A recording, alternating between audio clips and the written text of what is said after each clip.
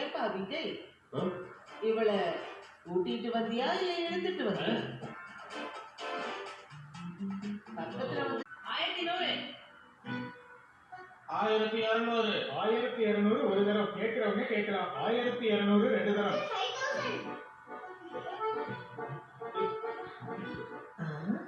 நம்மளே மிஞ்சிடுவா போல இருக்கே. 5000 பாப்பா, சின்ன பசங்க எல்லாம் கேட்க கூடாது.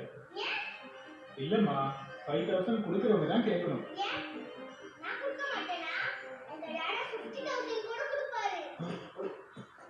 தம்பி, பாப்பாவுக்கு கொஞ்சம் எடுத்து சொல்லுங்க.